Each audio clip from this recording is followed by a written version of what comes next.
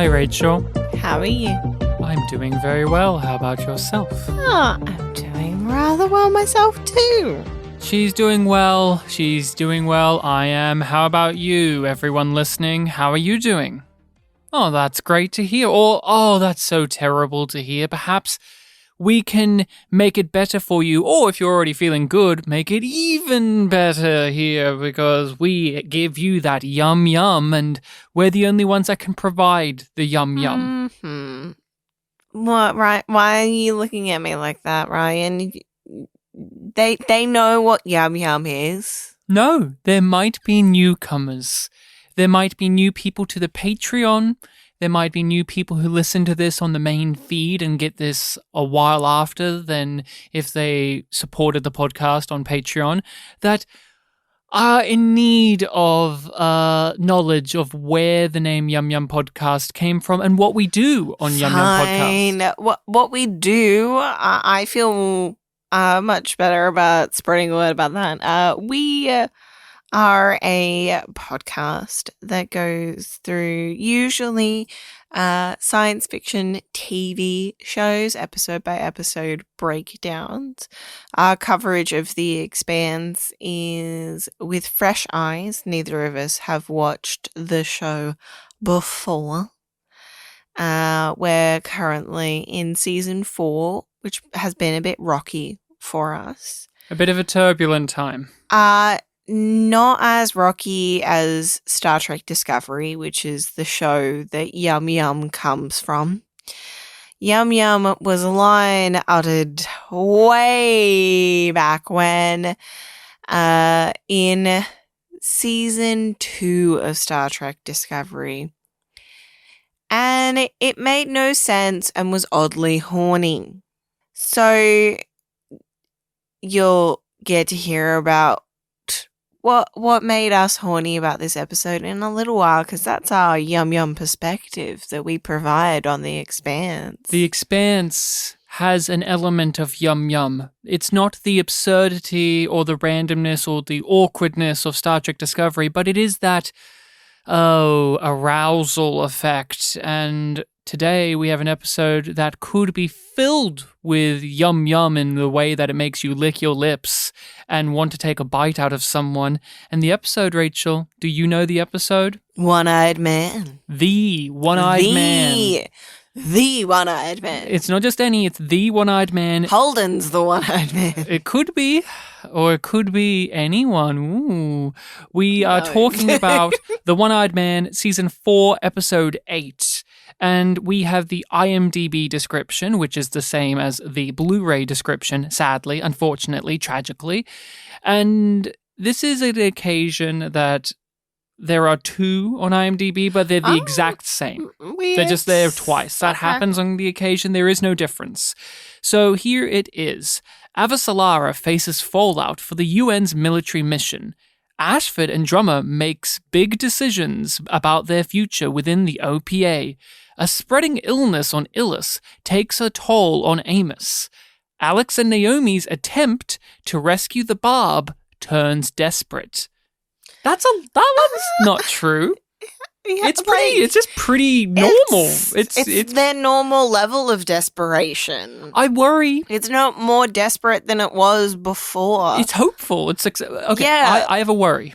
I have a worry that this is a description that perhaps is spoiling what happens in the next episode. Yeah, it's because leading him. Within this, it's hopeful, successful. Heck, they even ride off into the sunset, basically. The music says happy ending. The tow is working. We're stabilizing the Barb's orbit. The good news is now contagious. On our Patreon, we have a group Discord in which people make a betting pool on what we find yum yum, but mainly what Rachel will have as her automatic Amos pick. And the One-Eyed Man did have a bit of sexual stuff in there. There was shirtless scenes or implied nudity in this. There was no butts, there was no nips, there was no puss or dick, but I have to give it to Bobby yet again. She's canonically had the most sex this season. Yeah. Well, Amos and Bobby are, neck and neck in terms of canonically having the most sex. One of them we actually saw have sex. The other is afterglow of sex. Yeah, but we've had more afterglow scenes with Bobby. Like, we don't get the impression that Amos is up for fucking when he's blind. I feel like I'm in the Victorian era because I'm awarding the sexiness to a collarbone. Oh my! Is that an upper arm without a piece of cloth separating?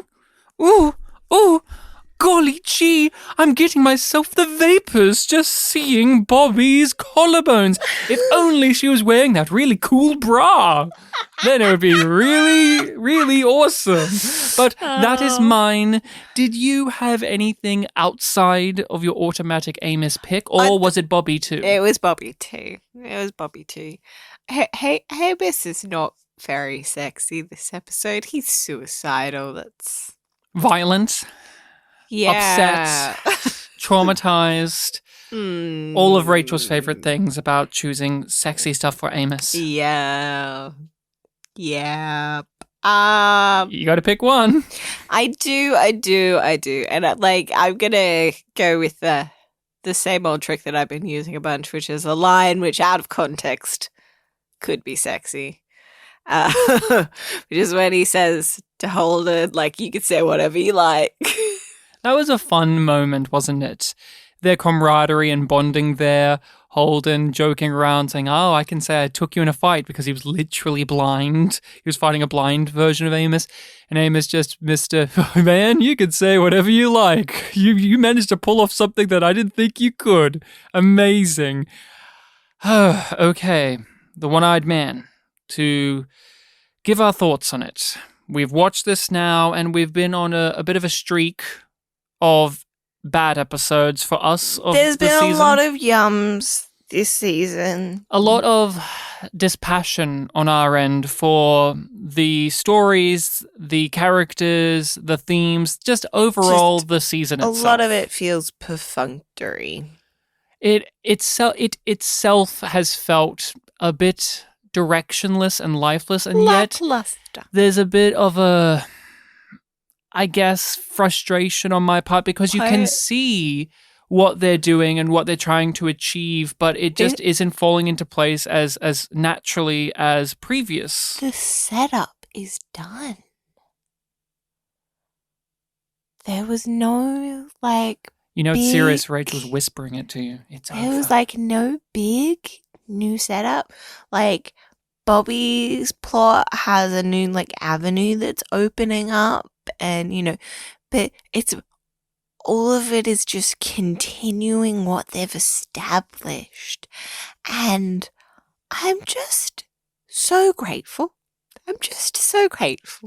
Well, I would disagree. I think most of this is still set up. I think it's just, it is made whole because there's nothing but wonderful, characterful scenes that delve into the themes and the messages and the overall arcs that are still continuing on. If you said get what why you're saying it from my perspective, but for me, it's just everything is. It's nothing starting from scratch. There is setups, there are payoffs. But it doesn't feel like they're building anything anew. They're just building on. I can see that too, although I could still say that if we were less than hot, because it sounds like we were both more on board for this episode, we could say that it is still doing that, with the OPA plot in which both Drummer and Ashford are saying, now we're having a new status quo that we're going to set up. It's just they're walking away from the station, which is where we've seen them, and they're starting something fresh, but that's in direct response to something that's happened in the season. I take it that you were more of a fan of the One-Eyed Man. I was. I enjoyed this episode a lot more. It is still nowhere near the highs that the Expanse has gotten to for me, but it is like, it is a solid few steps above the rest of this season for me. What about you? Oh, I enjoyed this one very much. It is probably my favorite of the season. It will be the one I remember the most thus far. I'm trying to recall back to other ones that I've said are my favorites, and it's all about moments rather than an episode as a whole thing. This one is pretty much what I need it to be. There are a couple of elements that hold it back from true greatness, but it implements the writer's strengths, and it has some of the best lines and conversations and acting and just overall construction that the season has gotten into, and even perhaps the show itself. There's just some fantastic material in this episode, and it didn't feel completely just me looking at disparate elements that worked and saying, oh, I liked that episode because some of these elements actually clicked into place, but the episode itself was a bit lackluster. This is one in which, no, the disparate elements that didn't work are the things that are lackluster, but the rest of the rest of the picture is really, really good. I wish that season 4 had more of this to it than what we've been getting, but again, you can't get to this point without all of that build-up to it. Let's just talk about the things that held it back. Let's just rip that Band-Aid off first. To my viewing of it, I kept getting taken out when we cut to the Barb plot and Christian's plot, because it was like a surprising reminder that they were in the episode because they were so spread out. Spread out. I was going to say too separate. So the pacing of the episode made sense in terms of when we cut back to them, but it was jarring for the plots themselves, I think, was where because it's just like, yes, all of those scenes stitched together with the Barb and with Christian make sense. They flow. But they just feel tacked on within the episode. Because it's just like we get into a groove, we stay with this one thing, and then it's like, oh. I think there's too much space between the scenes. Yes. So when Christian returned after introducing the episode with her, I was surprised because I have seen them just use her in one scene before. Or framing where it's really just like the bookends. Bookends. But then she returns and you're like, oh, that's right, we're doing a Christian story in this episode. And then she'll be gone for a while and then we have several scenes with her and you're like, oh. And the Barb plot as well, where there's not much story to tell in the Barb plot, but I think there's a bit of having your cake and eating it too, and reverse engineering with Christian and the Barb, because they are super important to the episode. They need to happen. Because they not only move pieces forward, but they are ringing in harmony with the overall episode's point. You can see Christian's storyline and draw parallels to Bobby's storyline, and the Barb draws parallels and connections to what's happening on the ground, and you get many times over in these two plots the statements aloud about what we are doing here, especially with Naomi at the end of the episode talking to Holden over the radio and saying that things can work out, that things can go back to being good. It's not always terrible. That connects to the conversation that they had earlier within this episode, and is very much an ongoing conversation that the show is having using these two characters. And you have primarily like 4 or 5 plots in the episode, and you have pretty equal share of ones in which we follow characters believing that good can happen again, and ones becoming disillusioned in that. Bobby and Christian are on this track of falling apart, and Drummer and Ashford themselves individually are on opposite ends, where Ashford thinks that things can work out if we keep going this way and he's going to do it that way, and Drummer is disillusioned, but she's going to find her own journey. But also, like, he's disillusioned with the OPA themselves. Mm-hmm. And so he's like, I'm going to go do my own thing. And then you have Illis and the Barb, in which things work out and people start to believe that great can happen again, that goodness can happen, that Holden can save the day, not just be the person responsible for putting us in the trouble in the first place. We're giving you food and meds to help the Belters, but at some point we're going to run out and we're going to have to cut our losses. Belters aren't going to forget you're the reason we're down here. This season has been a real whiplash in the ways of how it dispenses information and its stories. There's a bit of a disagreement with some of our listeners about it being an adaptation of the book. The book is originally just set on Illis, and that the 10 episode and in the streaming format crunches this season down. It's a lot of big changes. It crunches the pacing in a way, and I've kind of pushed back on that, but now I'm at this stage where everything outside of the Illis plot itself, not everything, there's one in particular I'll put aside, everything outside of the Illis plot feels super elongated to the point of tedium and it's being stretched to fit a whole season when it doesn't feel like it should be. Like, it feels like maybe we would deal with Christian in like the first third, and then Bobby is the like supplementary, but they don't want to do that because they want to keep checking in on our characters throughout the whole season. They don't want to drop off with any of them. And you get this weird... Unless, like, the point is that they've disappeared, which is what happens with Miller. There are weirdnesses happening when... The investigator, I should say. Yes, the investigator. Please get it right. There's two different characters, and they're fighting for control of the hat.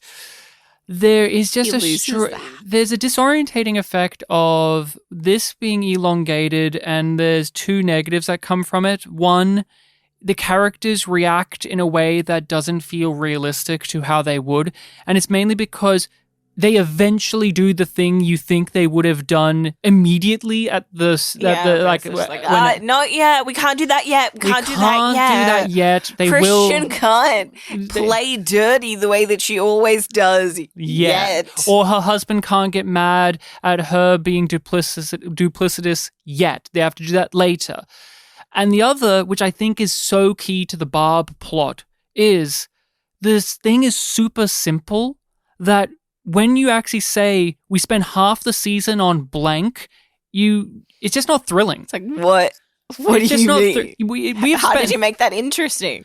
It's not. They didn't. Like, here it is. For half the season, it feels, for several episodes, we've dealt with Naomi and Lucia and Alex having to figure out a way to save the Barb. They figure it out super quickly, use a tether.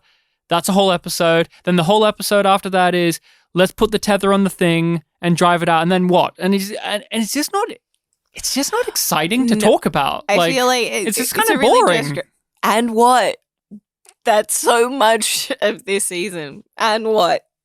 But do you... Like, and what is it for? And what makes that interesting? Because there's so little to talk about with it that it feels just, I'm straining, because every episode there's these things in there and we have them on our list to talk about. But what do you want to say about the Barb plot any further? Happen. Other than it happens and we're still continuing on with it. Yeah, and the things that I do, I'm like, they're more predictions. That's it. They're more predictions rather than the substance within this episode. No, we don't engage with what happened because it's just so superficial. I did very much enjoy the sequence of them succeeding and driving off and Alex saying that it's working and the music's swell and the visuals. I thought I got a that bit was some of annoyed the at best the music because really. I was just like, it was that weird thing. It was trying a bit too hard for me. Like the moments of the tension and the swell, it just really gave it away that it was just going to go fine.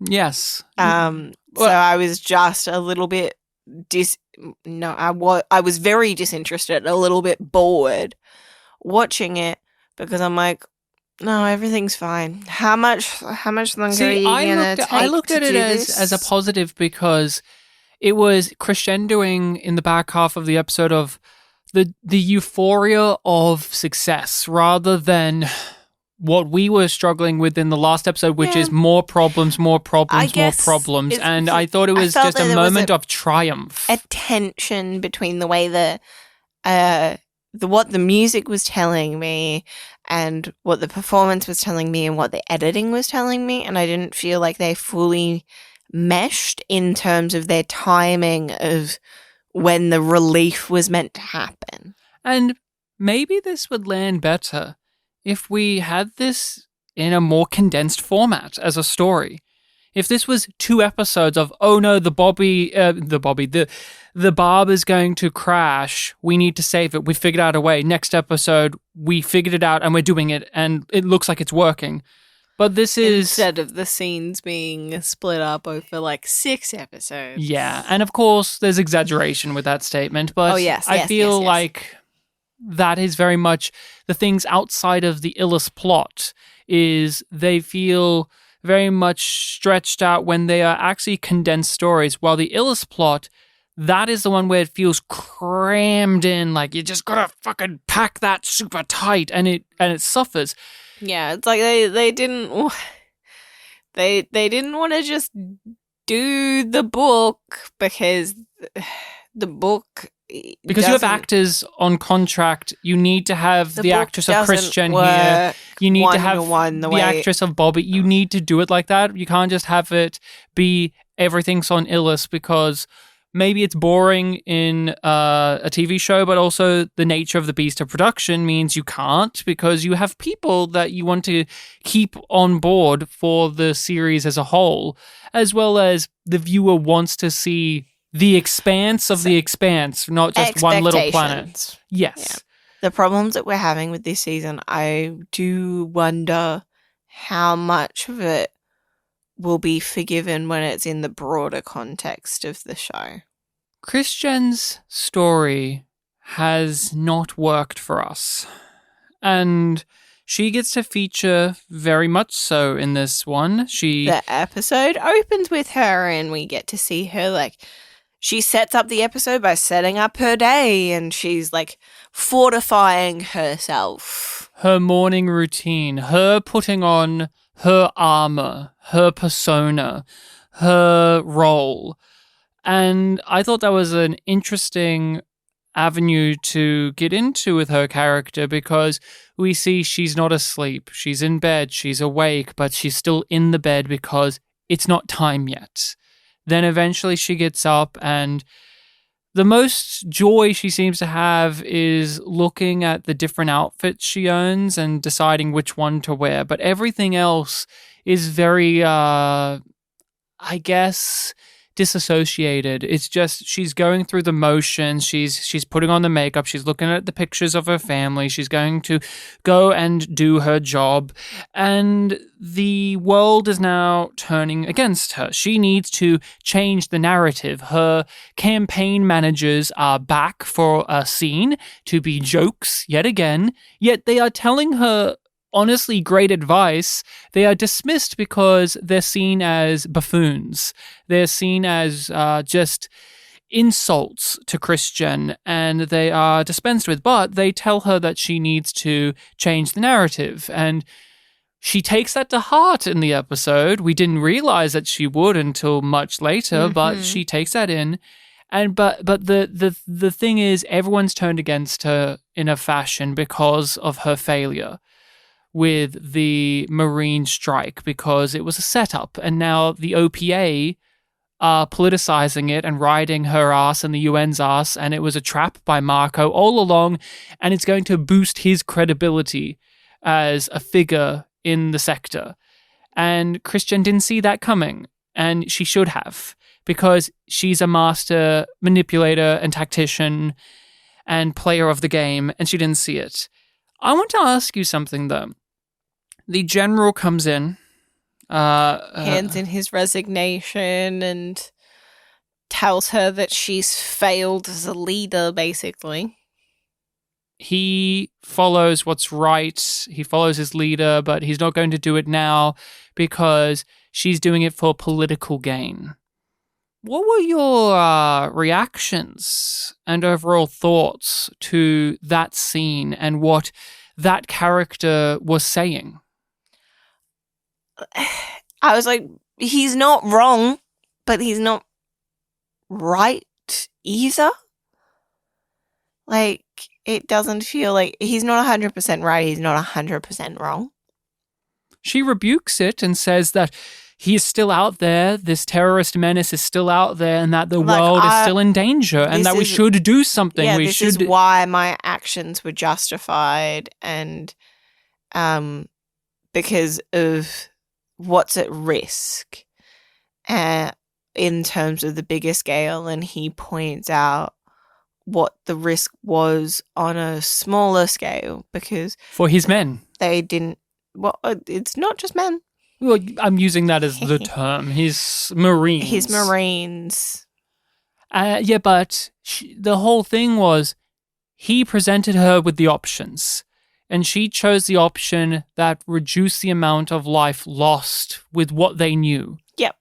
He didn't give the option of wait. No. He gave the option of kill them now with one strike and it's done with, or we send our boys in there and we reduce the loss of all life, not just the Marines, but civilian life. There was always a margin for risk and error, as there is always going to be. And she brings this up, and this is a conversation piece. I guess I was irked by this because, one, this guy has not really been much of a character. I haven't got a feeling of who he is, and he just has been a non-entity. I've seen him in other episodes, but he doesn't have a personality. So now he stands up and presents one. I feel a little bit like a little too late is my reaction to it. Where were you with personality earlier? We've seen other military leaders have personality instantly, but this is his time to shine, so let's not take it away from him. He's bringing up some points. But it irked me in a way because he's saying it with such an assuredness that she's a terrible person, that she's using this as a selfish means, that she's evil and that she's horrid. But I'm thinking back to those scenes where he's sitting with her, and she even takes a break because she knows the weight of the situation, and she decides that there must be a moment of pause and she will make the ultimate decision. She's had to make some horrifying choices in a short amount of time, but she's presented herself to men like him as even, as level-headed, as calm, as rational, as thoughtful. And he turns around here and it's like, it's almost like he didn't see that persona, I guess, or that face or that element. And I want to know, what did he see? Because it's not like with the other guy, with Admiral Souther, where she lied and he knew that she lied and that gave him an understanding of what she's willing to do. We haven't seen that with him. All we've seen is his men died and he's salty because she gave the order to do the thing that got his men killed. But is that enough for him to genuinely think you are only doing this for political gain, especially with how she went about making that decision? Like, think back to those scenes. He was there. Did she, in the performance even, come across as someone who was self-motivated then? Yeah, I didn't see it. didn't see it in the moment, and looking back, I'm like, not really. Not really. Like, it, to me, I lean more into the interpretation that he needs somebody to blame. And she's the leader, so she's culpable.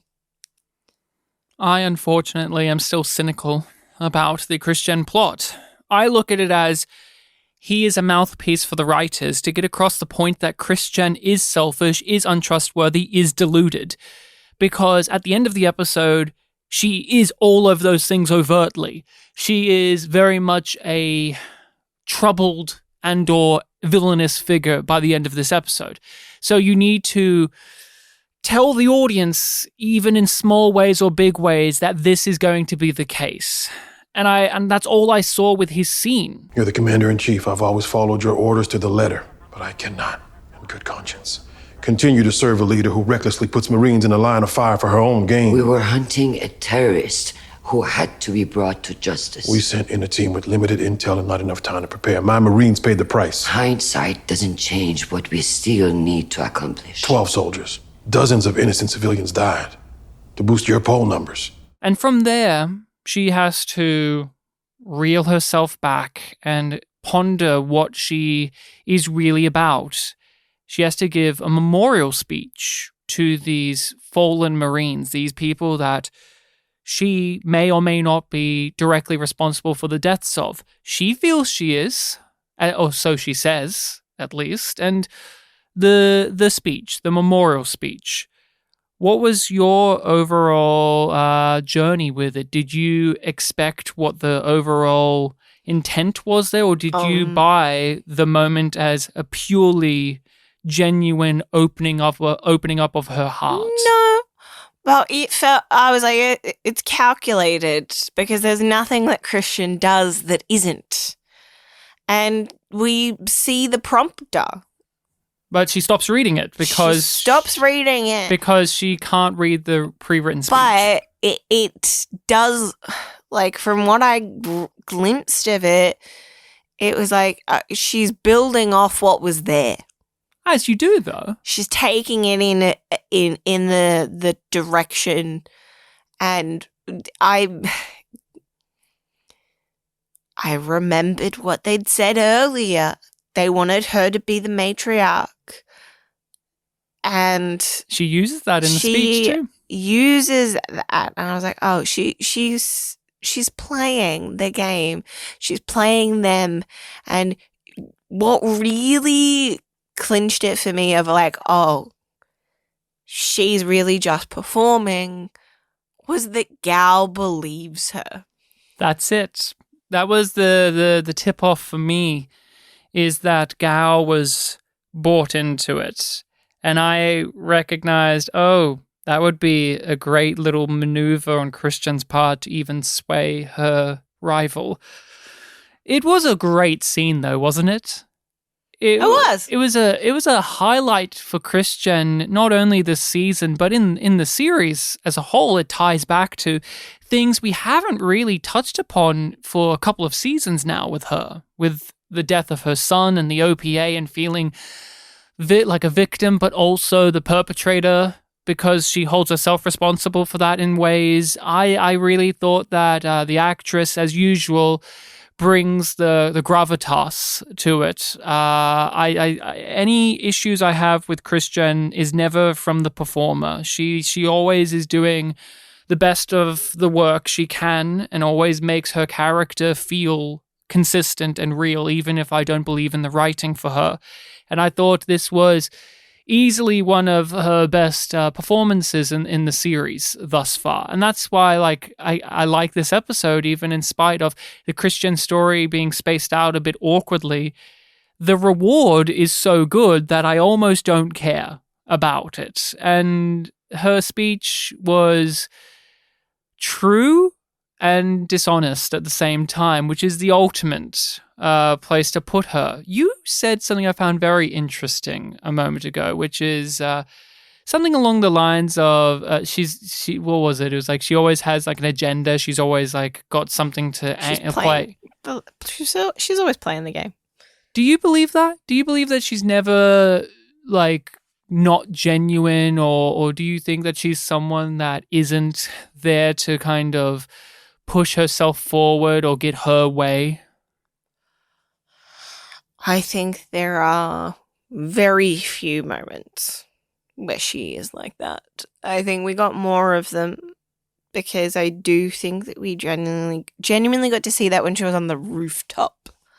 That those scenes, a lot of them showed you what she is under the layers of political armor that she's built up over decades of doing this work.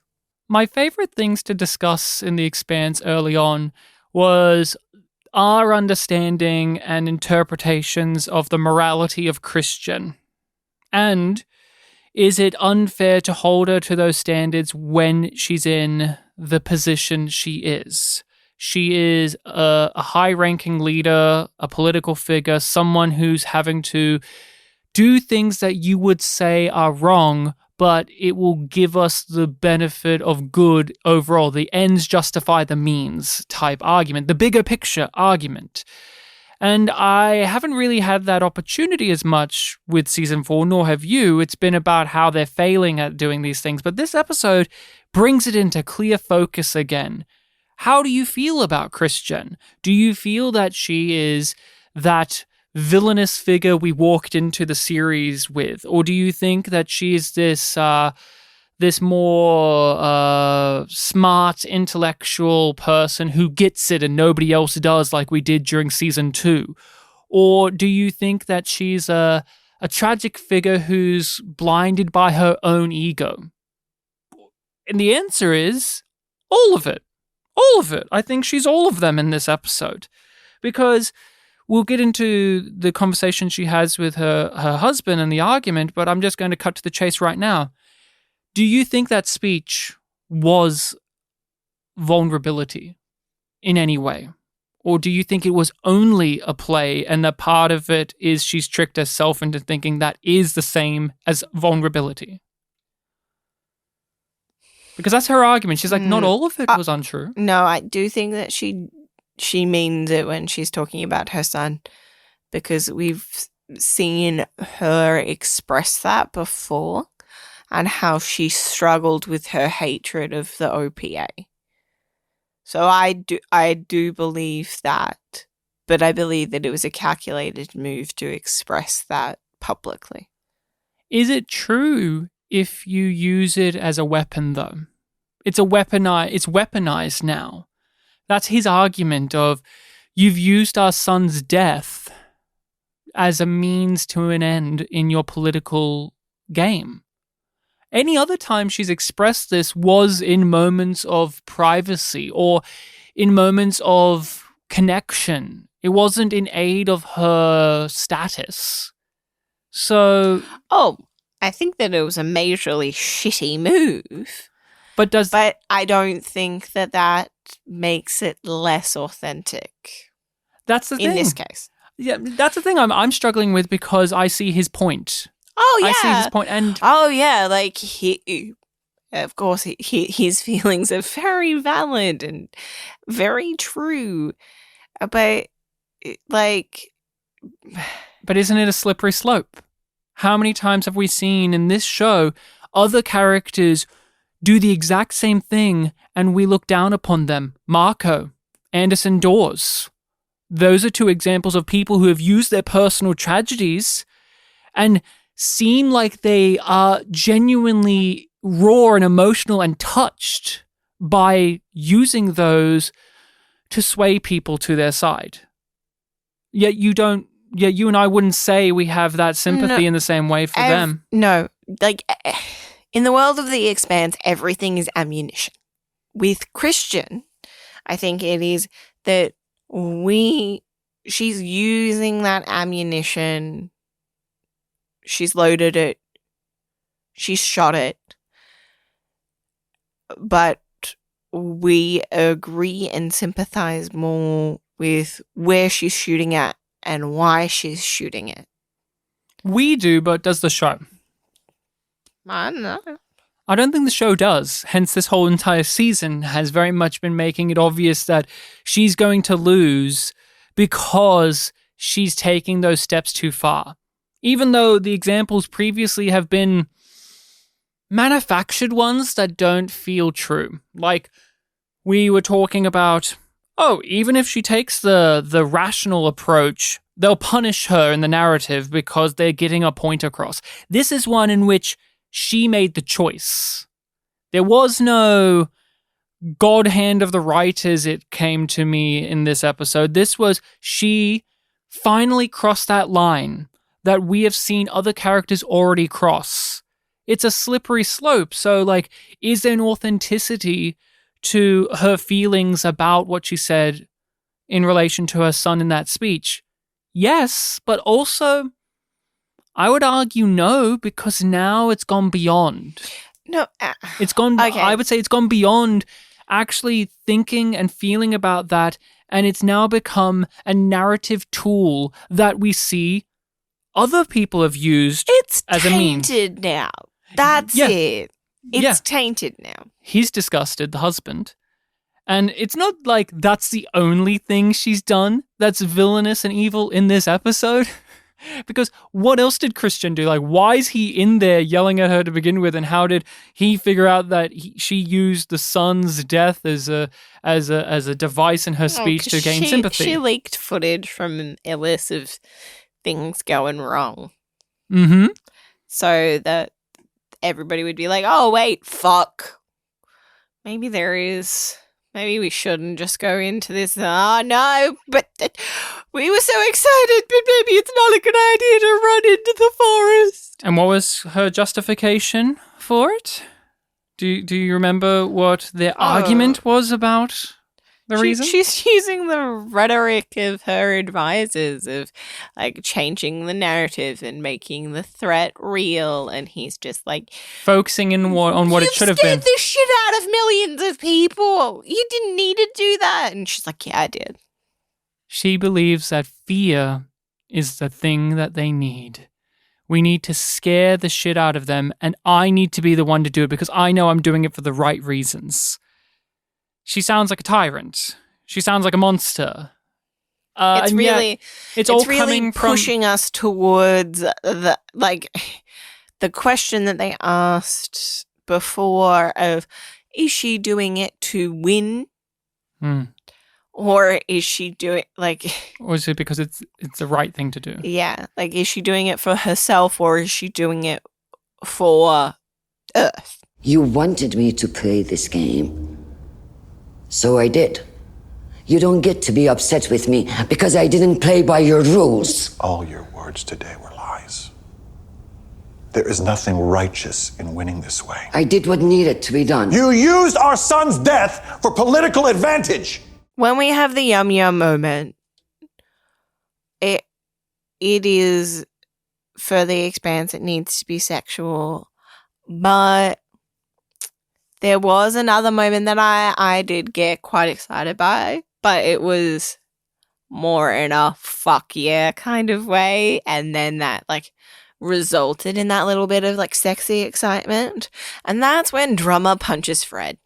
Oh, I thought you were going to just say Fred coming back. By the way... Drummer punching Fred. I loved it. We all loved it. Fred is back, everyone. I was shocked. My jaw hit the floor. I didn't think we were going to see him at all in the season. Maybe in season 5 or season 6, but I was honestly, I've forgotten that Fred. You held out hope. I've forgotten that Fred was in the show. You weren't holding out hope. I forgot that him and Anderson Dawes would ever be in the show because they're both big actors who are in multiple projects, and I just assumed that we lost that's why them. Fred's hair is different. I thought we lost them in the transition to Amazon, like we did with some other actors or performers.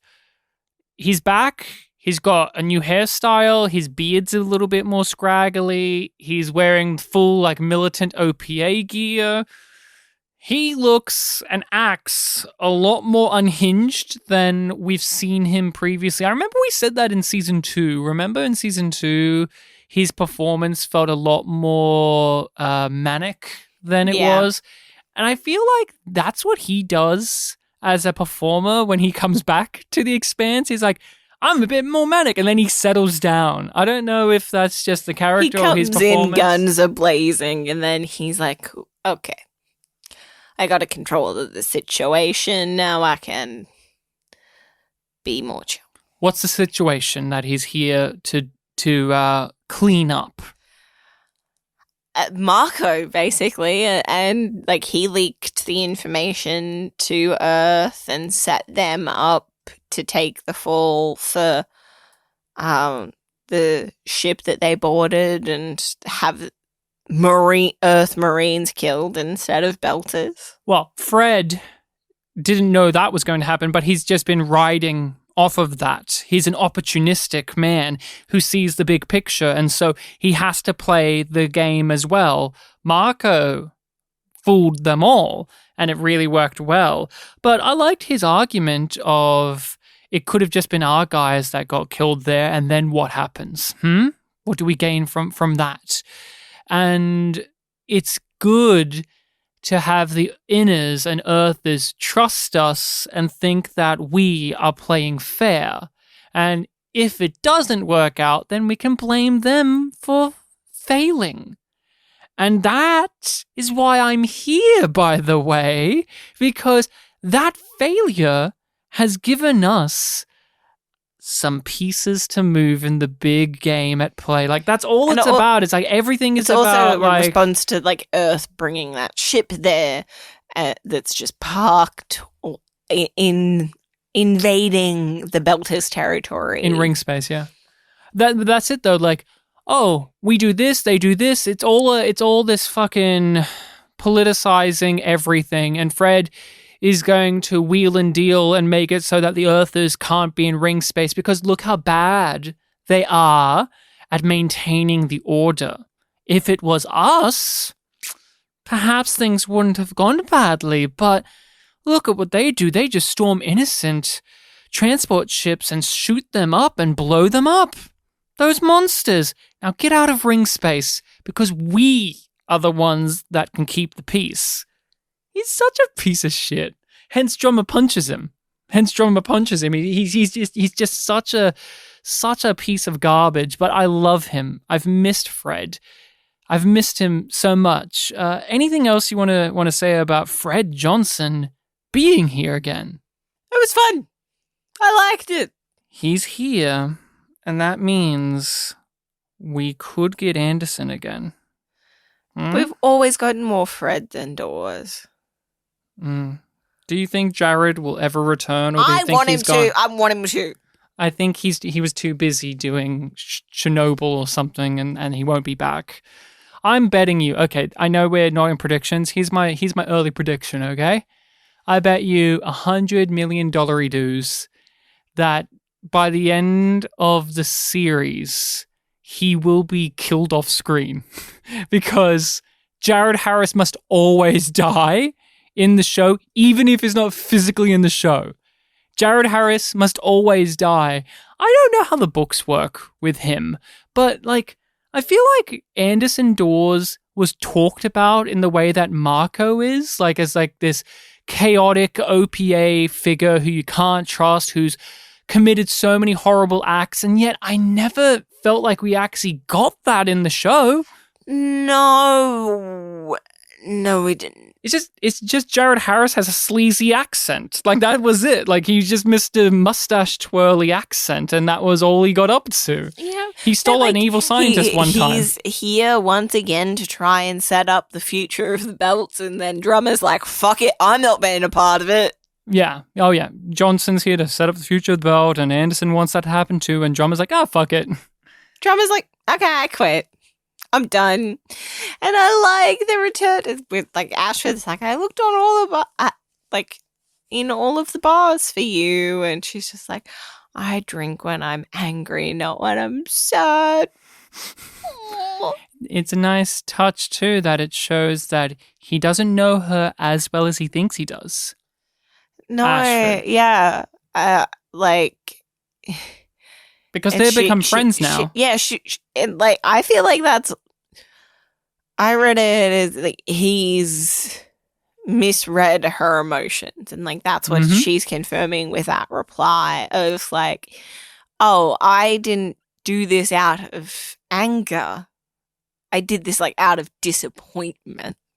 Their conversations about the future, about the past, about legacy, about reputation, about honor, about our actions, about violence. Iconography and pictures, which is a nice link back to his justification of the symbol of the belt.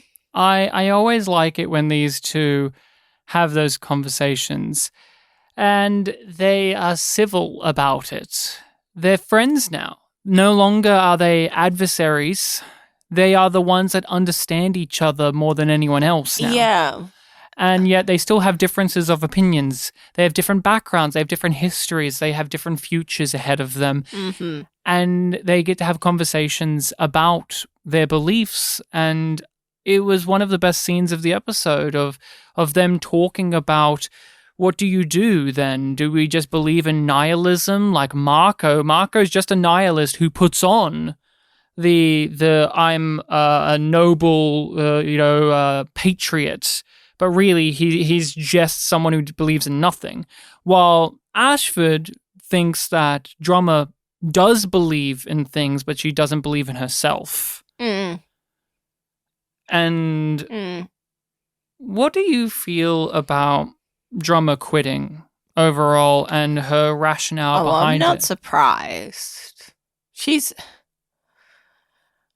tried to walk away from these men before. She thought she walked away from doors. Mm-hmm.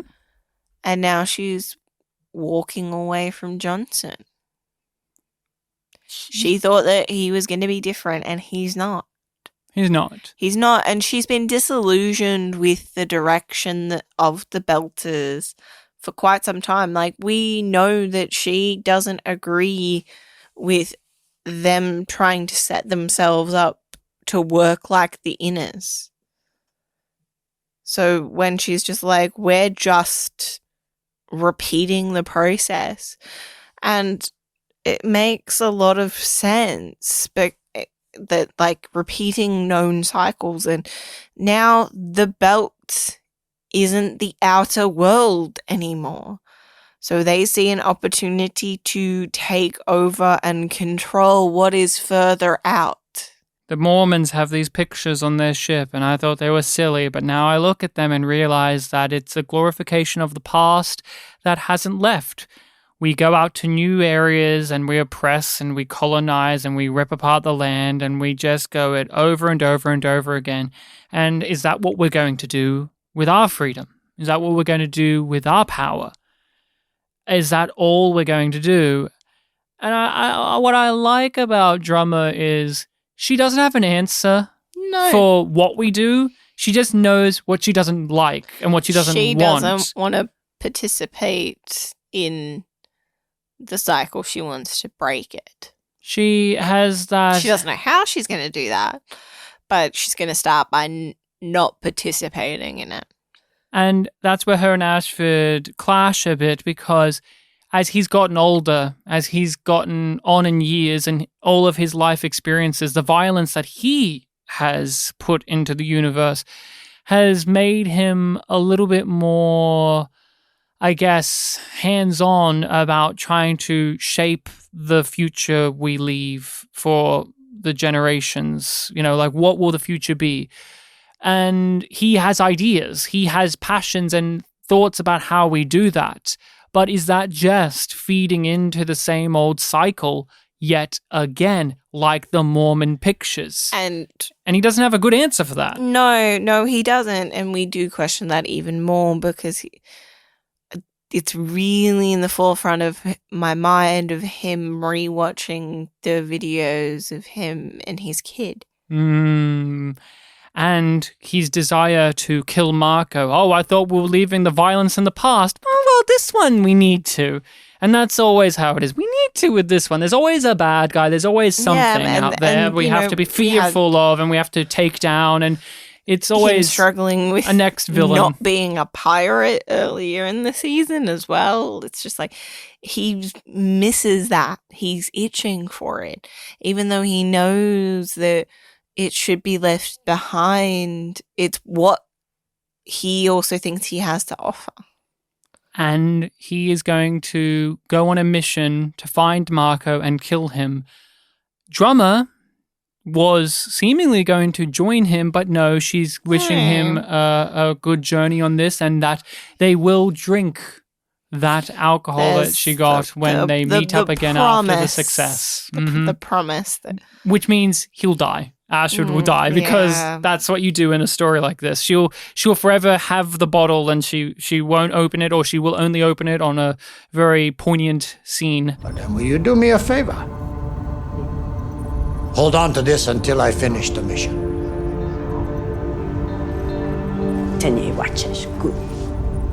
I flagged up a while ago now in this discussion that there was one story outside of the Illis one that I don't feel is affected by pacing problems, and that's Bobby's story in the season overall. I think the way that they have progressed with her story has been appropriate. I don't feel like there's this sag to it. I don't feel like it's been overstretched or condensed. There are elements. Though. You and I are on opposite paths with that. I like this story more. You don't care. There are things in it that I don't care about, and we will discuss it. But I'm just saying, her boyfriend's her not boyfriend. Yeah, lover. Her lover, whatever. Fuck buddy? Guy. Okay, everyone, don't you lie. Don't you Google. Tell me his name. Can anyone tell me this man's name without having to look it up? You're a liar. You're a liar if you actually said his name. You're a liar because no one can remember.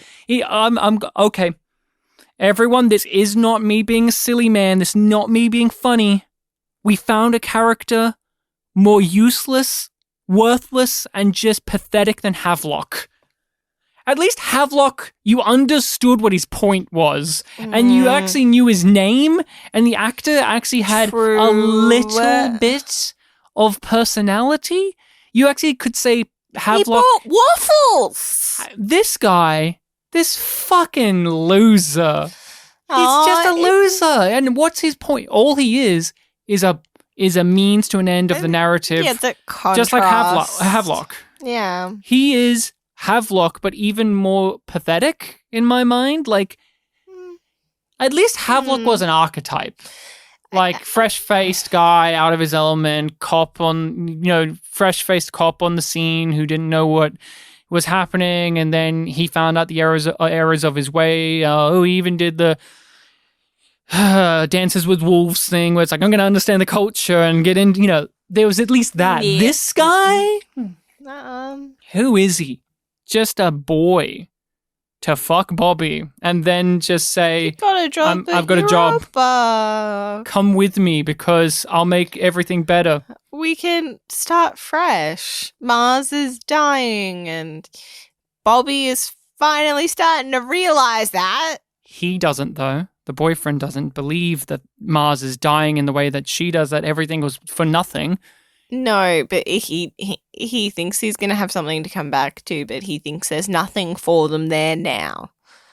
And that there's nothing for her because she has found herself in a position of criminality. He's not judging, although, come with me so I can save you. And even she pushes back on that narrative. And he's like, I didn't mean it like that. What do you mean, man? No, it's just like, we have a chance to go straight.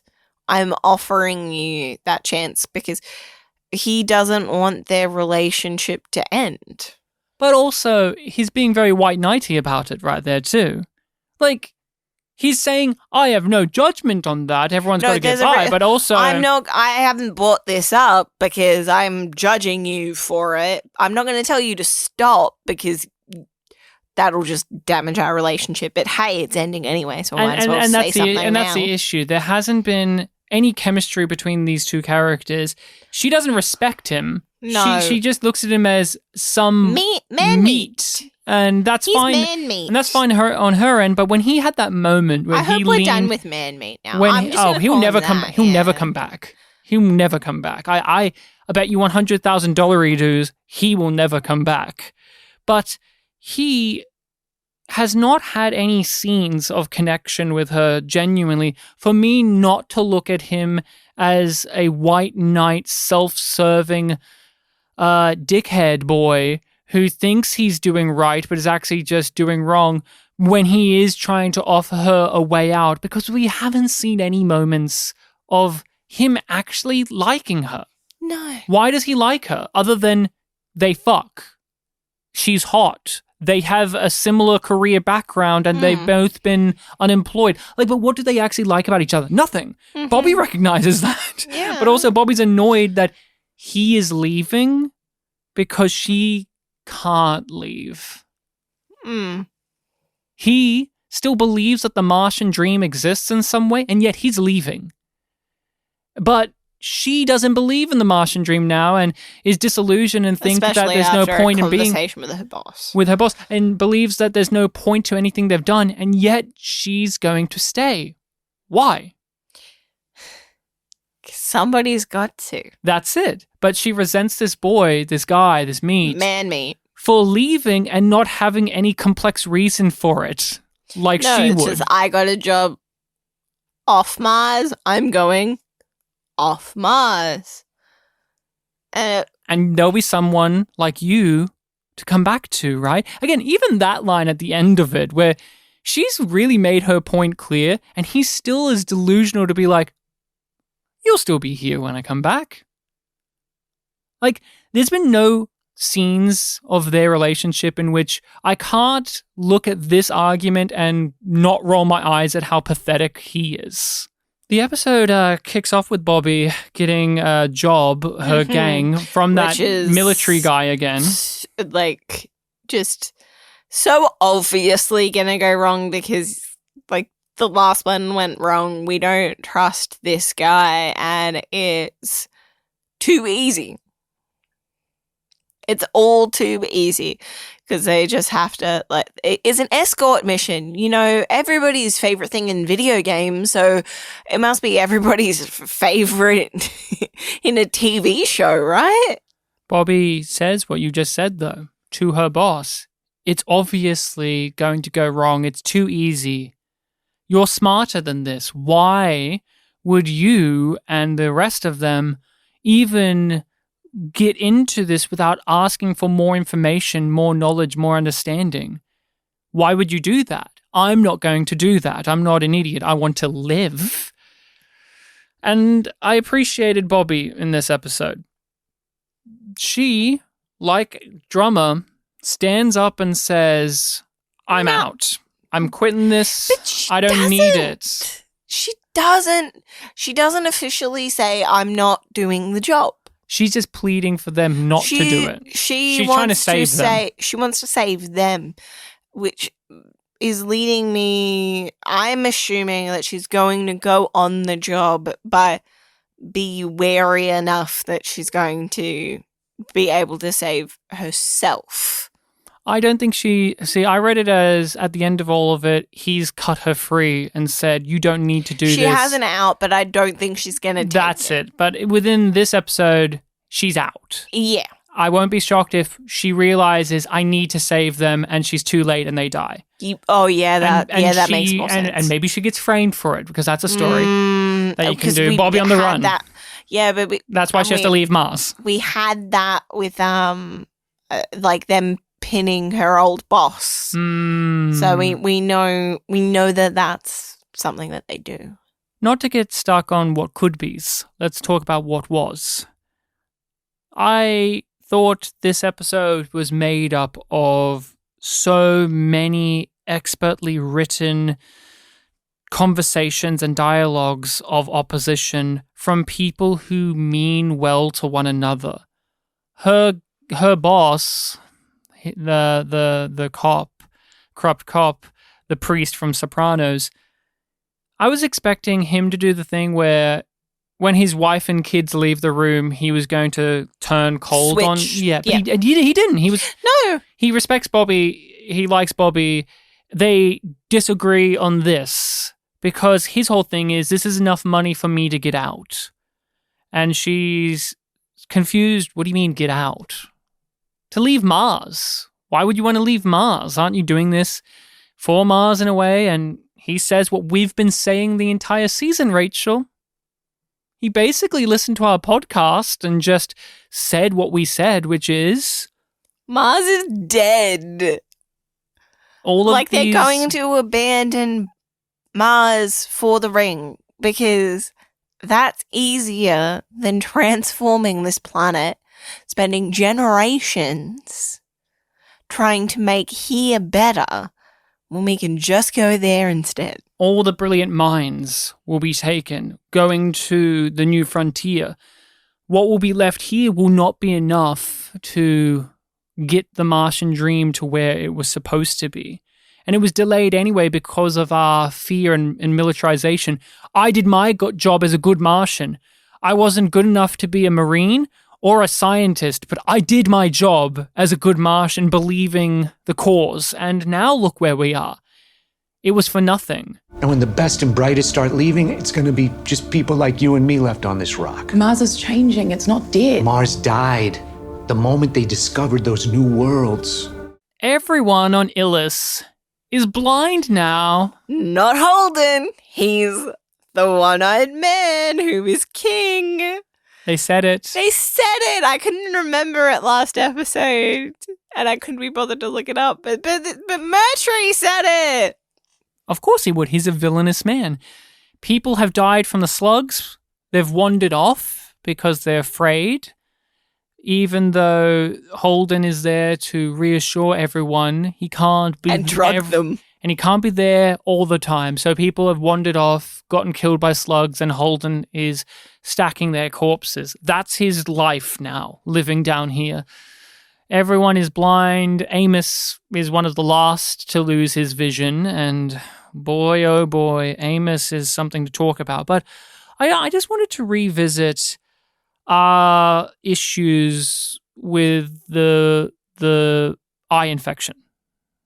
We have had some pushback from people about our views on the eye infection stuff because it's like, is the problem that... Well, it's resolved now, so who cares? Mm-hmm. Well, this was Rachel, that's the point. This was the big culmination of it. Was it worth it? No! Thank you. No! Thank you. But what was our problems with it even now that it's wrapped up? It's not just it's goofy and funny that the actors have to rub their eyes overtly and go, ow, my eyes, and that they draw on their eyes with green texture. It's not that at all. I mean, that is a huge part of it, but majorly it's just, I never felt the fear of it. I never felt the drama of it. I never felt it because it was introduced. I was never in Amos's shoes about believing that Holden can't fix this one. It's like, Holden will fix it. And it didn't help that, like, it turns out that I was right. The thing that I predicted / guessed several episodes ago about it being, like, the radiation treatment that makes him different. His cancer stuff, It was yeah. specifically the anti-cancer stuff that he has. But you still got it in there. It's because it was introduced clumsily, but it's a lot of stuff with Illis, like the little fidget spinner bugs. They introduce a thing suddenly. You think this is going to be important, and then it's drama. And then it's dropped or resolved or moved on suddenly and quickly. And it's almost like no one had time to really soak that in. And that's what I feel about this eye infection stuff. It's a speed run of what would be a really devastating thing to happen. I imagine in book form, where you're reading this from the POV of characters, this would be truly haunting. Characters losing their vision over the course of a chapter, that is great. But in TV show form, this suffers in the art of adaptation. And it's wrapped up in this episode, and I'm not even upset at the way that they did it. Heck, I was overjoyed with the rest of the characters, and I was smiling, and I was patting Rachel on the shoulder for getting it right about how they saved it, and here they are giving everyone injections, and yay, we're going to get out of the ruins, and like I was there when Naomi at the end was like, hey, things can work out, and I was like, yay, it's nice that things can work out, but this eye infection stuff, it's still probably one of the weakest subplots we've ever had in the show because it just comes and goes. It just comes and goes. Oh, that happened. That's all I can say about it is that happened. Just like how they introduced it. Oh, I guess that's happening now. And the slugs, Rachel, remember how last week I was like, is the slugs one of the dumbest things we've had? Yeah. Because the slugs, they just come. No, now we're done with that. Let's just move on. It's just like not much to say about like the actual terror aspect of this. Like when we're on Eros. Now that there, haunting. Yep. That was scary. That was gross and horrifying and just, it made me sick to my stomach. And same with the super soldiers, turning children into those. We had the atmosphere and the time spent on it and the brutality was in our face with this. But with the infection of the eyes, we cut to this episode and it's like, oh yeah, everyone's blind now. And the mania that you would expect to have happened when everyone started to realize they were going blind was skipped over. We're just at the stage now where everyone is mildly placid and maybe on the occasion someone will have a panic attack and that's it. But it's just because all of them are drugged? I don't know. They seem more afraid of the fact that there's slugs than they are being blind. I really did love Holden's quip though. They're blind, not deaf. That was good. Because they're not doing what they're told. Murtry is the man who said the title. And Rachel, talk us a bit about what he is doing this episode and how great of a character he is. He's bided his time. And his like immediate thing is just like, that bomb I set up still ready to go. Hey, checking in. Because he still wants to kill all the Belters. That's his conflict in the episode with Holden, isn't it? Yeah, he's trying to get, this is before they discover the cure. He's trying to get Holden to assist all of his people to get out. And Holden's like, if we're leaving together. I'm not leaving them down here. Murtry's like, oh, fucking hell. Keep getting in my way, Holden. And I can't kill you because you're the one who can save us. You're the one who's protecting us. Murtry is such a I don't even know how to describe him as a character tonally or consistency-wise. I think I like the character, and then they do stuff with him where I roll my eyes and go, give me a fucking break with this. In the last episode, when he found out he was going blind, it shook him to his core in a way, and he was still willing to kill Holden and blame Holden and do all of this stuff, but also he realized the absolute danger of it all and having to band together even though he still resented everything and it was him still acting. In this episode, he is blind. He doesn't seem at all traumatized by that and he's giving evil smirks and constantly giving these like squints and side eyes and just muttering to himself and listening to Holden absolutely in despair of the burden that he has to hold with saving everyone in this colony. And you can tell that Murtry's getting off on Holden's failures and he's trying to spin this narrative of like, this is your fault, Holden. When everyone starts to lose hope, they'll turn against you because it's you. And I just threw my hands up in the air and went, I get it, he's a bad guy. He's a villain. But it's just this time where it's like, oh, I guess that's just like a switch that never turns off with this dude. Like, at least with Aaron Wright, there was moments where he could turn off. You know what I mean by that? See, I think of the bad example when Aaron Wright chats to his son. But that was him trying, right? Yeah. Murtry's just a guy, like, in some episodes it feels like he has that layer to him of dimension. And then in other episodes it's just, guys, he's played by Bern Gorman. He's a villain. He's what's convenient. He's malleable for the writers. He isn't a character as much. He is what you know. He is Bad Man, played by Bern Gorman. So you don't need to do much more. It writes itself. And honestly, it does. Casting him in this show is like the easiest thing they could have done, because this episode... just shorthand. This episode, they don't even need to write much for him to get across the point that no matter what circumstance Murtry's in, he's selfish and dangerous. We're not leaving the Belters behind. I'm not asking you to leave them. I'm asking you to help us. When we leave here, we're all leaving together. In the land of the blind, the one-eyed man is king.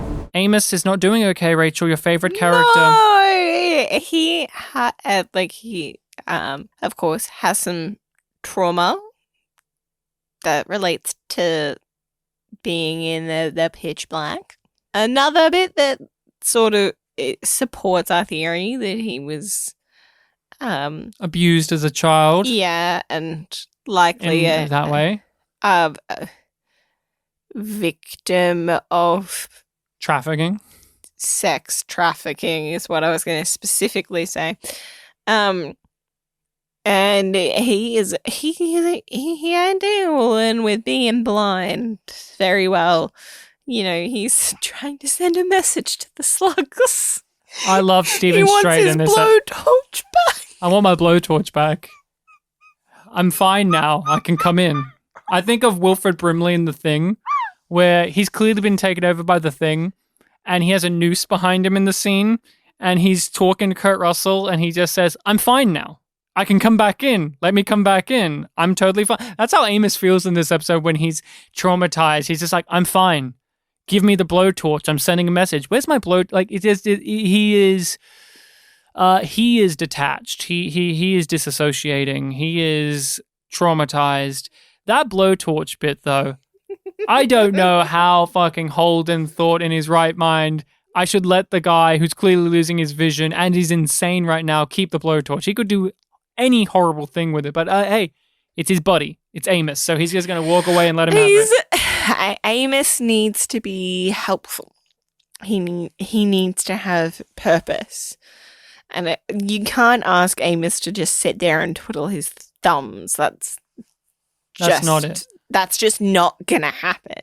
So it makes sense that it's just like, have this job. It's just like, well, you don't need precision when it comes to a blowtorch. It's just like if you point it and it kills the thing, and so let's kill the slugs. It's a job, and once he loses his vision, he is reliving his worst moments of his childhood, and he wanders off. Holden tries to bring him back, and you see Amos go wild. We've seen Amos be violent before. We've seen him be intimidating physically, like when he threw Alex over he's broken. And like physically speaking, like he's swinging, his eyes are bulging, his mouth is like a void when he opens. Like he's a wild beast, and this is the scariest Amos has ever been in terms of like his violence. Like other times he's been violent and it's scary, but like this is other like people thought that he was all of the time. This is him as an animal lashing out. Yeah. Rather than before, when he does violence, most of the time, it's him doing it as the proper reaction to this. This is him afraid. This is him lashing out and clawing at whatever is coming his way because he doesn't know what else to do. Just like a child. And we have to talk about that. That's Wes Chatham. These episodes is doing some of his best acting in the show. Nailing it. His girlfriend comes back and she tries to relate to him, because she's also blind and they're very much alike. And I understand how you feel. You're not alone. It's okay to be scared. And he's like, I don't know what I am, but I do know that you can never relate. No, you have not suffered the way that I have suffered. So, no, don't try. He tells the story of when he was 5 years old and he'd have these horrifying nightmares, but he was in the basement and he would wake up and he would still be in the darkness. And then they would come, and the fear, the nightmares, the dread, the horrors, the trauma, the PTSD of having to sit in the dark, waiting for the things to happen to you, is why this whole entire experience is the worst he's gone through in the series. He can't. I'm going to go for the dumb, really low-hanging fruit of the metaphor. But he can't see the light anymore. He doesn't have hope. I want to discuss the sexual trauma aspect. It's a tough thing to discuss. I can understand if this is upsetting for people and if they need to skip ahead, but it's been in the show. They haven't gone outright and said it, but they've skirted around it. They've made it pretty clear. It's been pretty tasteful thus far. Yeah. It's been very emotional. It's a thing that, when handled correctly, is truly powerful. But when wielded wrong, can be devastating in the wrong way. You know, like we have talked about at length what we see as the failures of dealing with sexual trauma and PTSD and rape in Discovery. They used it there as a means of writing to make you sympathetic towards a character you would not be sympathetic towards otherwise. And they could easily have done that with Amos.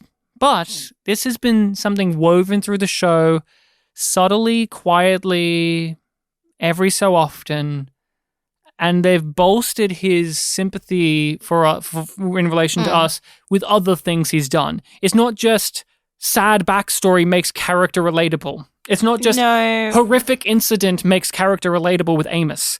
It is a part of what makes him someone that we care about, but it's not the thing that makes him the thing that makes him the character we like. A part of his past, and it adds to his complexities and his issues engaging with people and judging people and where he feels comfortable. Like, we've gone back to, like, he rented the room at the Flophouse. But it feels like it's explored and implemented in a very similar way to Holden's genetic heritage. It's a key part of the character, but you aren't going to associate the character only with that. It's a foundational aspect, but it's not all that they are. I wanted to just bring it up because it's something that the show hasn't fully brought up. And is that a good thing or a bad thing at this stage now? We're 4 seasons in. And is there that worry of we're going to have the episode in which they just lay it all out on the table? And will that be good? Or do you keep on this track of like building block by building block? I think it is going to be building blocks because we've had a very sort of in tandem exploration of him being a mob boss. I wouldn't be surprised if we got more of that. But when he had that conversation and he opened up and it made sense to why he has reacted so strongly to the vision impairment, I was happy that they did it the way they did, but I had that concern of like, why, like I have that concern and I always want to explore. Is this going to open the floodgates? Why does it work? I always want to know why things work if I like them, or why they don't work if I don't. And this is such a touchy subject. Why does it work to have that paired with the eye infection? as a writer, they sat down and they said, okay, we're going to have a story that robs the characters of their sight. Who should react the most strongly to that? We're going to pick Amos, and we're going to have the reason be tied to his sexual abuse in the past. But it doesn't feel as mechanical as what I just said. No. The only way I can describe it you don't see the cogs with this the way that we have with many of the other plots. It doesn't feel manipulative, and it doesn't feel...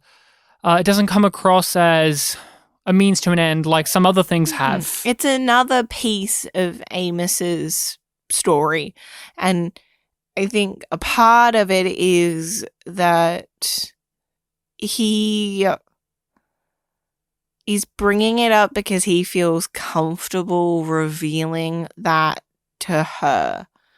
She's there and she's asked the question and he tells her the truth. Not in a brutal way where it wouldn't make sense for Amos to be just like, of course I'm acting this way. You don't know that I was traumatized when I was a child and I was abused every day. And like the way that he presents it makes sense for him as a character because it very much is, this happened to me. I am not a victim. But it does make my reaction now to this more complicated. Holden told me what happened. I know how you feel. No, you don't. It's okay if you're scared. I don't know what I am. Holden in this episode, I think, was implemented really well. As a character, you got to tie into his character flaw, which is the burden. The burden, being the one who's responsible for getting us into the problem and being the one responsible for getting us out of it. And we've talked a lot about the great acting in this episode, but Stephen Strait, I think he gives his best performance in this episode when he is pleading with Amos. When Amos is freaking out and all of that, and like he grabs onto him and he's talking to him real close. I thought that Stephen Strait really brought everything he's given in the series to us in that scene and turned it up to an extra level. I was just blown away by his acting, especially in that moment, but throughout the entire thing. And I was just so happy that it wasn't just a moment of the actor got to bring out something, but the script and the overall story for him was benefiting the performer, was giving him the material to give us that wonderful piece of business from him. It feels like it doesn't get up to the level of his conversation that he had with the scientist about, like, it's annoying to have the burden. But it gets the job done, and I really enjoyed the performance. And even though I say, like, it gets the job done, I felt like I was with the characters rather than watching the show. This is the perfect evolution of Holden as a character, both naturally within the series, but also what they have understood of the character to make him more palatable. He does all of the stoic, heroic. The ratios are right. The ratios are right. He's funny in this episode. He's heartfelt. He's genuinely someone torn up about what's happening. And at the end of it, he feels like things are turning around, that things can work out. Things can be better. And after having a season of doubting it. And it is fucking insane and fritzing out, and he is back to not knowing what the fuck is going on. Miller. The investigator returns. We knew because Thomas Jane was credited at the start, and now you thought he will be back, but then the episode went on. went on, and I forgot.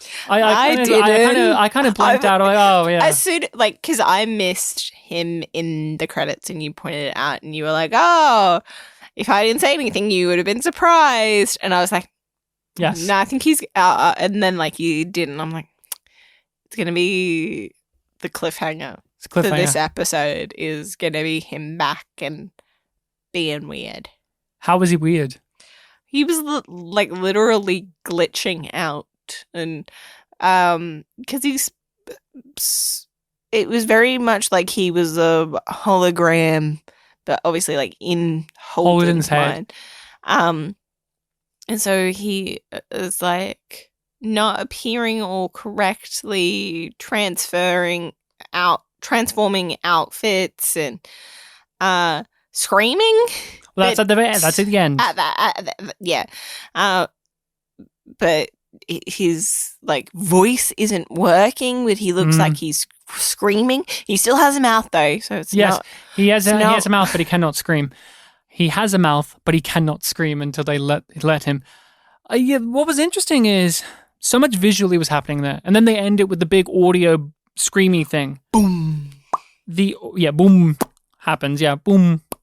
But the ending, the work backwards, the audio screaming thing, it doesn't sound to me like just a scream. It sounds like he's trying to say a start of a sentence, but it's it's glitching itself. When you're on the computer, say, and your computer fritzes out when you're playing a video or music, and it has that elongated bit of the note of whatever you were playing. Yeah, that's how it feels to me. He's trying to say get out or do something, but it's stuck there. I feel this in my head is a very Windows XP or 98. I was thinking that too. But it really reminded me of when when the computer would freeze and it would kind of make that sound, but in a glitchy way of when you're testing the volume. And you click the volume bar and it does that little ding. Yes. And then you have that and then that's blaring on repeat, and then you can drag the window, but I remember that, yeah. It leaves it that is what it just elicited that memory in me. There was so much happening visually. So his body language to me and his facial expression wasn't when he has no audio. To my eyes, it wasn't him screaming. It was him shouting something, but we weren't allowed to hear his hand gestures and what he's desperate to communicate something with Holden. Because the thing is, it's not like he's coming there and he's screaming in pain. It's him screaming, trying to get a point across, but he's being restricted from that. He's being silenced from the ability to give Holden an answer. And the other thing is, the outfits and Thomas Jane's performance of when he's wearing a particular outfit. So he rocks up in the full hat and coat and all of that, and he's acting like Thomas Jane does when he plays the investigator, which is as a noir detective character. He is I'm a policeman, it's a character. He's leaning his head forward, he's bobbling it, he's giving these stares. And then when he's cutting in between the two, the other is no hats. Yeah. And he's reacting and talking, and you get the feel of genuine Miller. And it goes back to what I said in season 3 of the suspicion of the hat being a false thing, because why would he be wearing the hat if Holden never met him with the hat? The program knows he had the hat at some point because it absorbed him in and it's bleeding through. But I think the hat is the delineation of which one's Miller and which one isn't. Oh, yeah. Not I Miller. I thought we had agreed on that. But the thing is, visually, they're doing it again. They've never expressly said it aloud. No, but that's something that we've assumed. Yes, but that was part of the visual storytelling. And I think across the board, they've done really well with the investigator and Miller of which one is which, without coming out and saying it and letting us at home have our own interpretations, our own feelings. Yeah. And my read is the investigator wears the hat. He's the one that's putting on the character of Miller. The actual Miller is the one who has his shirt unbuttoned and his chest hair showing and his hair out and looking like a sad man. We assume no shoes. No shoes for Thomas Jane. He's taken them off. Yep. What would you rate the one-eyed man? Yum, yum. Yum, yum. I thought it was a really solid episode. Paying off things and leading into new things. There were no scenes where I was like, oh, just fuck off with this bullshit. I didn't feel the hands of the writers nearly as much in this episode, and it made a really big difference in me being able to enjoy it. I agree with everything you just said there, and so I give it a yum yum. Yum yum. What's up next week, Ryan? We are obviously... Episode 9 of Season 4, the penultimate episode of the season. We just get the title, and then we do our predictions. So. The name of the episode is, and I haven't really seen this word before, so if I'm mispronouncing it, forgive me, seculum, which, when looking it up, is the average lifespan of a human. Ah. Of course we have a word for that. Now, what do you think is happening in the penultimate episode, episode 9? What would follow through from this episode, or what are strands that we will be picking up to get us into the finale or next season? I think Lucia... Oh, I forgot about her. ...is going to be at the winch and die to save her daughter. That's a good prediction. I would go with that too. Anything else for the episode? That might also happen in the finale, but that, like, they set her up and Naomi... Being super happy. Like, Naomi's the wording winch. Around that, the winch snapping. And, she asked about, like, will we have enough time to save them on the barb if this goes wrong?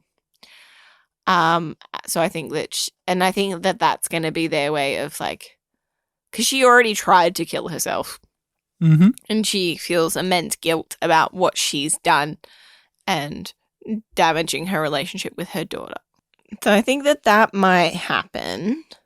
Oh, of course, Murtry's gonna try and fuck shit up and probably won't succeed. I guess they'll pick up on the plot to murder Holden again, because that kind of got sidelined by, everybody going blind. So I guess those are the main ones for me. Do you have any? I keep reiterating some of my predictions and they eventually come true, so it feels... futile to just keep saying Christian will lose the election. She is not going to get the favor she thought she would from this move. Her political lifespan will be up. Bobby's crew will die. Yeah. They will die just like her Marines did. Mm-hmm. But this time, they're characters, at least. Like, even the little blonde bitch is a character. Mm-hmm. So there's that. Mm-hmm. Anything else? So, anything beyond that? It feels like we're just heading to a safe place with a lot of the plots. Like, I don't there's think going to we're be going to problems get with Murtry. There's drama or Ashford. Nor do I. What about Miller? What do you think's happening with Miller? What's going to be the be-all and end-all? Miller is fighting for control against the investigator. I think he's going to warn them that the planet is about to explode because of all of the crazy hijinks that's happened with the... I keep thinking that the planet's going to explode or going to die because it's just rigged up with like thermal nuclear devices throughout it or just like reactors. It's suspicious. Maybe we'll get the big exposition dump of what the fuck Illis is all about as a planet, and Miller can give us like the exposition dump that we are so hungry for.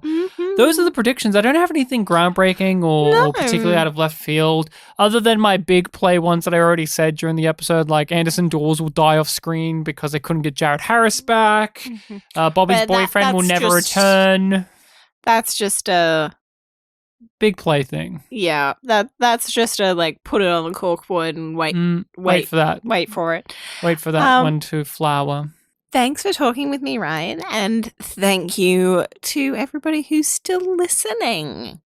It was a pleasure to talk about a better episode of The Expanse in season 4. It was satisfying to get a good one. Oh, I was worried that we were just going to be hateful the rest of the season. I know. I was like, I don't like not liking it. That's okay. This is the honest reactions from people who are seeing this for the first time. I didn't know what season 4 was going to be like, nor did you, and now we know, and we know that we're not season 4 fans, but perhaps these next few episodes, these last 2 episodes, will turn us around. Maybe Hey. it will all have been worth it. I have good news. If you're listening to this on the main feed and you're also not a fan of season 4, if you go over to our Patreon, there's a good chance that at least a good chunk, if not all of season 5 is out on that already, so you wouldn't have to wait. We release our episodes on Patreon first and then on the main feed. So if you support the podcast, you get these episodes early as well as bonus material that doesn't make it to the main feed, covering other things. And you get to be a part of our group Discord and community in which we chat about a myriad of stuff. But that is it. Thank you all so much for listening. Make sure to share the podcast around, rate, review us, and follow us on all of those social medias. Everything is in the description below, as is our way of things. We always make sure to give you the clues, Mr. Policeman. But I think it's time to... Why are you making a reference to the snowman? To the snowman, everyone's favorite Michael Fassbender film. He was too busy to be in The Expanse. He could have been Havelock. Imagine Michael Fassbender cast as Havelock. I genuinely think he would be a delightful gaunt belter more than a Havelock. He's just as not gaunt as the actor who played the gaunt belter, who... I looked that actor up. He has an interesting social media, the gaunt belter actor, and he is a beefy boy. He is not at all gaunt.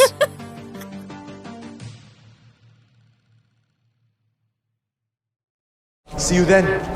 Well, voila.